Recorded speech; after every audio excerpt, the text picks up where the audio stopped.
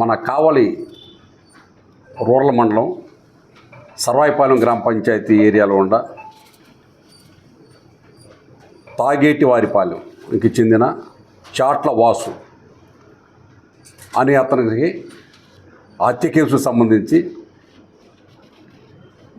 మన కావలి rural police వారు చేసిన దర్యాప్తు వివరాలు మీ అందరి కాడ తెలియపరచబోతున్నాను. అసలు ఈ కేసు యొక్క పూర్వపరాలు ఏంటంటే మొన్న 10వ తేదీ మధ్యాహ్నం రోజున మన నేషనల్ హైవే 16 దగ్గరలో అడవిరాజుపాలెం దగ్గర ఈ సర్వీస్ రోడ్లో జరిగింది. ఇది ఆ రోజు మాకు ప్రాథమికంగా వచ్చిన సమాచారం ఏంటంటే ఎవరో గుర్తు తెలియని 2 వ్యక్తులు ఈ చాట్ల వాసు అనే అతన్ని కొట్టి వెళ్ళిపోయారు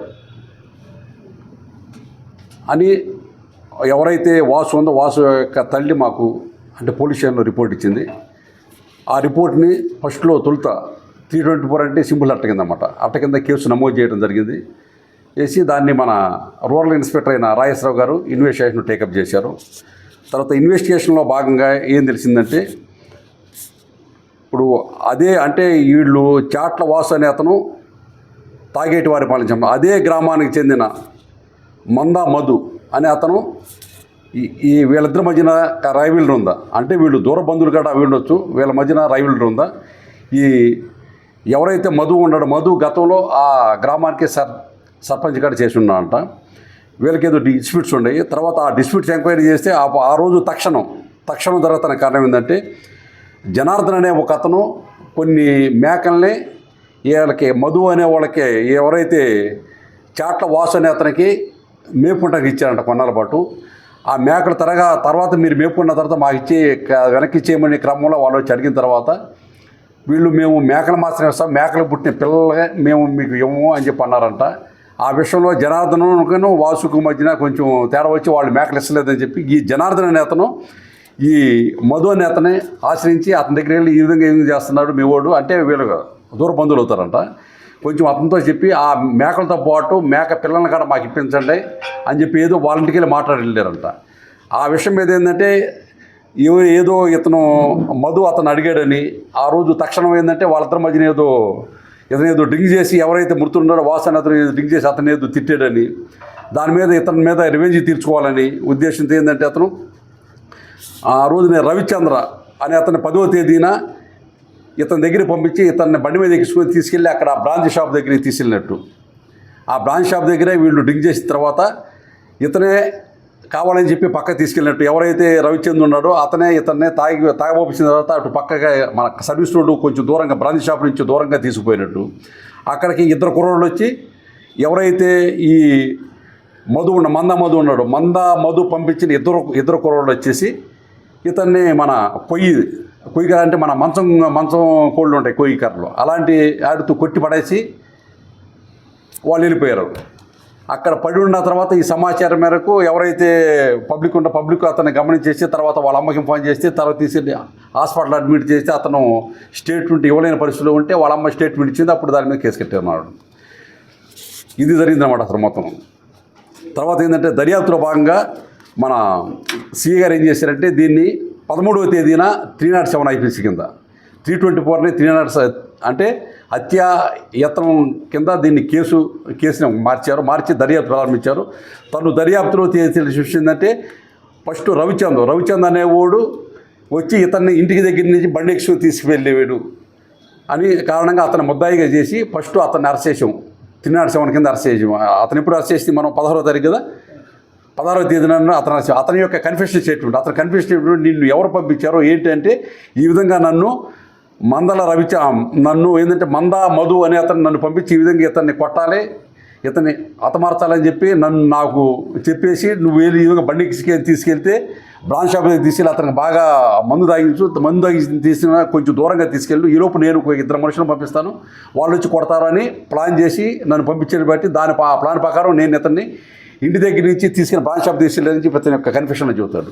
అతని యొక్క కన్ఫెషన్ మేరకు మనం ఏంటంటే మందా మధుని నిన్న సాయంత్రం మన సిఐ గారు అరెస్ట్ చేశాడు. మందా మధుతో పాటు అతను ఎవరైతే ఇద్దరు పంపించే వాళ్ళు ఒకరినే పసుపులేటి గణపతి, వాళ్ళిద్దరిని కాడ నిన్న సాయంత్రం మన అరెస్ట్ చేయడం జరిగింది.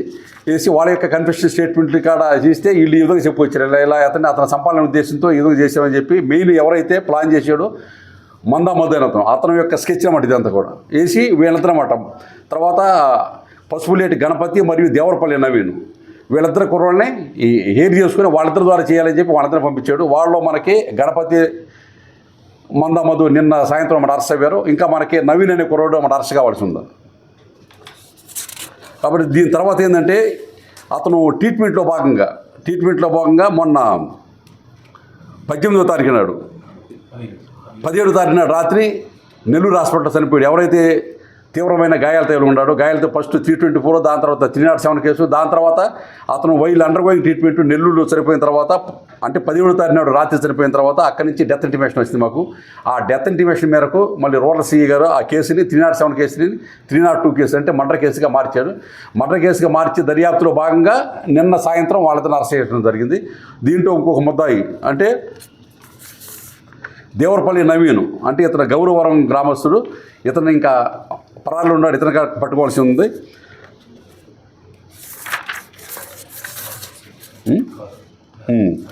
దీంతో పాటు ఏంటంటే వాళ్ళు నేరానికి ఏదైతే ఉపయోగించారో ఇప్పుడు నిన్న అరెస్ట్ చేసేటప్పుడు వాళ్ళు ఉపయోగించిన కారుని కూడా సీజ్ చేయడం జరిగింది. అదేవిధంగా వాళ్ళు ఉపయోగించిన చెక్క దాంతో కొట్టారో చెక్క దాన్ని కూడా సీజ్ చేయడం జరిగింది.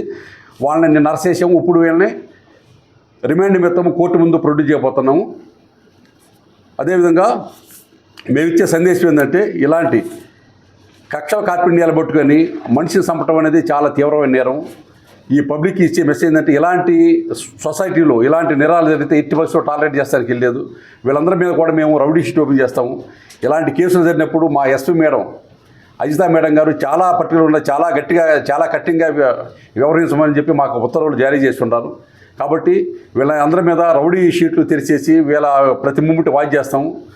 అదేవిధంగా నేను పబ్లిక్ చెప్పేది ఏంటంటే ఇలాంటి చిన్న విషయాలకు ఏంటంటే కుటుంబ తగాదాలను దృష్టిలో పెట్టుకొని ఈ విధంగా మనుషుల్ని చంపేంత స్థాయికి వెళ్తాం అనేది చాలా దారుణం. ఇది ఇలాంటి నేరాలకు పాల్పడే వాళ్ళ మీద మేము కఠినమైన చర్యలు తీసుకుంటామని చెప్పి మన పోలీస్ డిపార్ట్మెంట్ వైపు నుంచి ప్రజలకు మేము సందేశం ఇస్తున్నాం. అదేవిధంగా ఎవరైతే ఈ ముద్దాయిలు ఉన్నారో ఈ ముద్దాయిలు అందరూ ఇప్పుడు ఎవరైతే చనిపోయిన అతను కూడా ఎస్సీ కమ్యూనిటీ సంబంధించిన అతను, ఎవరైతే చంపటానికి ప్లాన్ చేసాడో మెయిన్ అతను మందా మధు ఇతను కూడా ఎస్సీ కమ్యూనిటీ అతను. ఎవరైతే ఇతన్ని ఇంటికి వచ్చి బండి తీసుకెళ్ళాడు బ్రాంచ్ షాప్ దగ్గరికి అతని పేరు కరవిచందు, అతను కూడా ఎస్సీ కమ్యూనిటీ. అదేవిధంగా దేవరపల్లి నవీన్ ఎవరైతే ఇద్దరు కలిసి కొట్టారో వాళ్ళ దేవరపల్లి నవీన్ అని కూడా అతను కూడా ఎస్సీ కమ్యూనిటీ. కాకపోతే పసుపులేటి గణపతి అనే అతను బలిజా కమ్యూనిటీ సంబంధించిన అంటే అతను నాన్ ఎస్సీ కాబట్టి ఈ కేసులో SC/ST యాక్ట్ కూడా యాడ్ చేస్తున్నాం. ఇప్పుడు ఈ మొత్తం కూడా SC/ST యాక్టు మర్డర్ కేసు ఈ మొత్తం కలిపి దర్యాప్తు చేస్తున్నాం. ఇది SC/ST కేసుగా మారుతుంది కాబట్టి ఈ యొక్క కేసుని డిఎస్పీ హోదాలో కావలి డిఎస్పీ హోదాలో నేను దర్యాప్తుని టేకప్ చేయబోతున్నాను.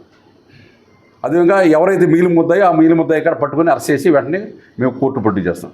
Okay, thank you. అనేది లేదు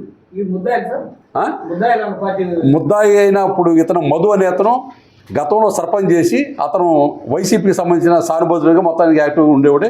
ఎవరైతే ఈ పార్టిసిపేట్ చేసాడో రవిచందు ఈ గణపతి నవీన్ వీళ్ళకి ఎలాంటి ఇది లేదు, అలాంటి పార్టీ అప్లికేషన్ లేదు. ఆ మధు మాత్రం మాజీ సర్పంచ్ అతను 2014 నుంచి 19 వరకు 5 years టెన్యూర్లో అప్పుడే సర్పంచ్ చేశాడంట. అతనికి వైసీపీ అనుబంధం ఉందా, కాకపోతే చనిపోయిన అతను మాత్రం ఎలాంటి ఏ పార్టీతో కూడా అసలు అనుబంధం అఫిలియేషన్ అనేది లేదు. దూర బంధువులు ఇల్లు కాడ ఒక 4-5 ఇళ్ళు దూరంలో ఉంటాయంట.